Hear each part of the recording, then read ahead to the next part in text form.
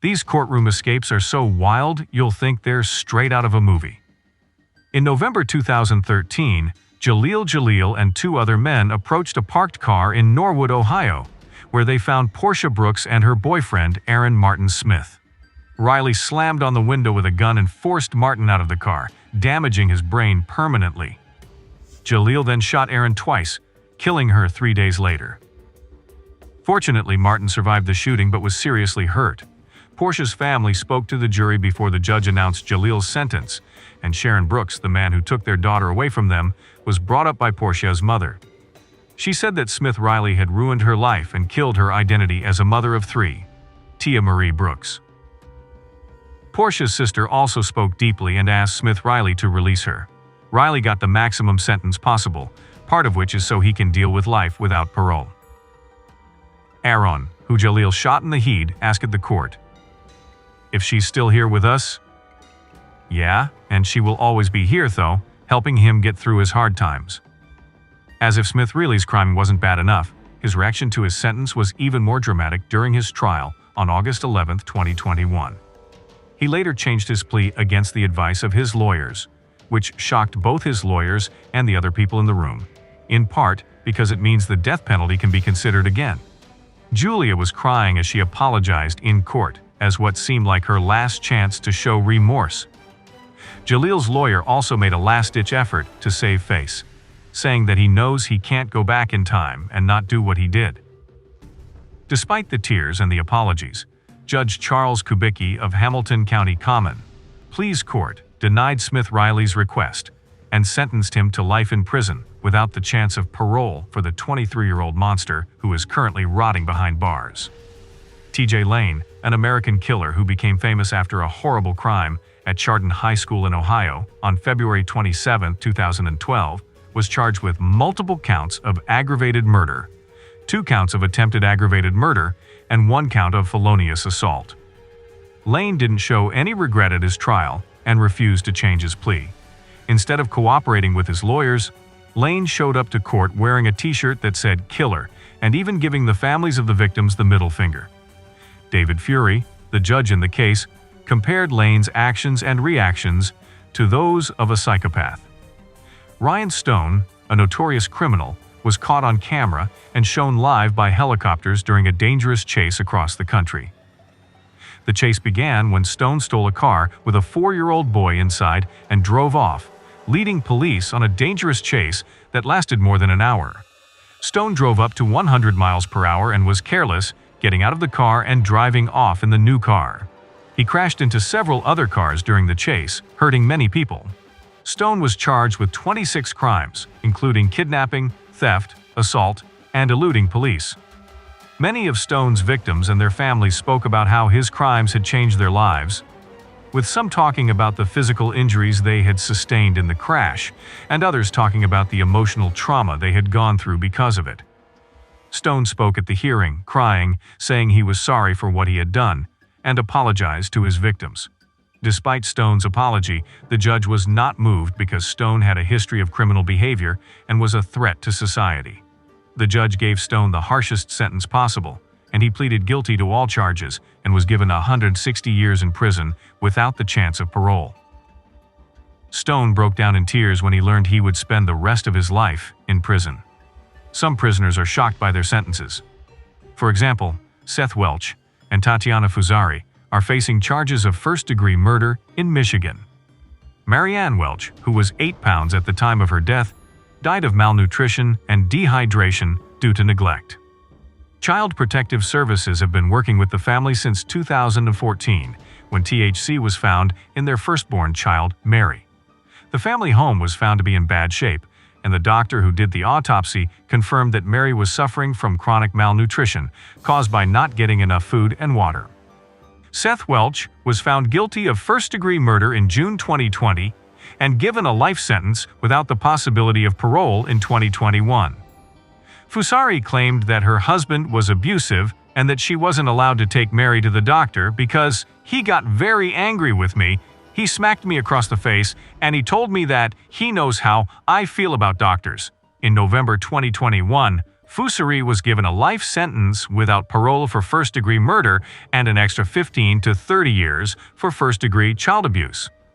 In conclusion, Rhinestone's actions and the subsequent sentences of his victims have left many people feeling cheated and unjustified. Esteban Carpio, an American man charged with murder in Rhode Island, was found guilty of killing a police officer and stabbing Madeline Gott in 2005. The incident occurred when Carpio jumped out of a window during a fight with the police, causing him to get hurt and wear a mask to protect himself from being attacked. His family accused the police of police brutality, but Providence Police Chief Dean M. Esserman stated that Carpio's injuries happened when he jumped from the third-floor interview room and refused to be arrested. Carpio was given a life sentence without the possibility of parole, and his family tried to win over the jury by apologizing for his actions on Facebook. However, the court didn't believe him. Kayla Mendoza, another 21-year-old woman in Florida, was charged with multiple crimes, including double manslaughter. She was found guilty of killing 2 women while driving drunk in Fort Lauderdale on November 17, 2013.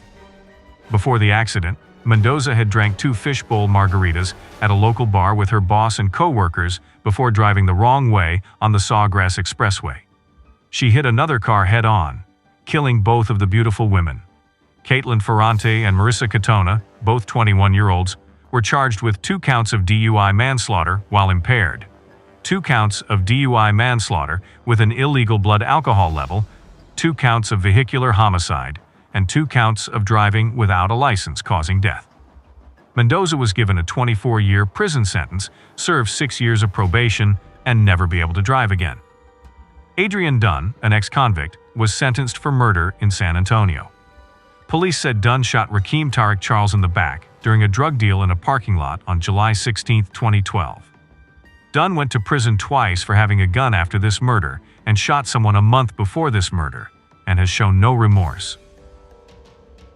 Prosecutors asked the jury to give Adrien the maximum sentence, pointing out that he had many crimes and no remorse for the murder prosecutor Jason Goss. Adrien Dunn, found guilty of a crime, was sentenced to 35 to 40 years in prison. His lawyer argued for a 35-40-year sentence to allow him to make a good life. However, the jury only discussed the case for 2 hours before returning with a life sentence. Adrien's behavior during the sentence was marked by bad language and outbursts, leading to his restraint and removal from the courtroom. Esteban Carpio and Kayla Mendoza have faced significant challenges in their criminal careers, showcasing the power of justice and the importance of perseverance in similar cases. Ellis Nelson Ortiz Nieves, a prisoner facing charges for the murder of an infant in Michigan, broke down in court and expressed his true regret for his actions. The child was Giovanni Mejias, the son of Ortiz Nieves' girlfriend, Sonia Hernandez. Ortiz Nieves denied abusing the child, but judges and prosecutors believed that the death was caused by the beating. Ortiz Nieves was found dead on the kitchen floor while on trial in Kent County, and an autopsy showed that Giovanni died of internal blood caused by a belly tear, which would have been caused by an adult, not a child. Circuit Court Judge Mark Tremblock criticized Ortiz Nieves for his murder of a child, stating that he should never be released from prison. He sentenced him to life in prison without parole and 80 to 150 years for first-degree child abuse. Emotionally, people who were sentenced to their punishment reacted emotionally to their punishment.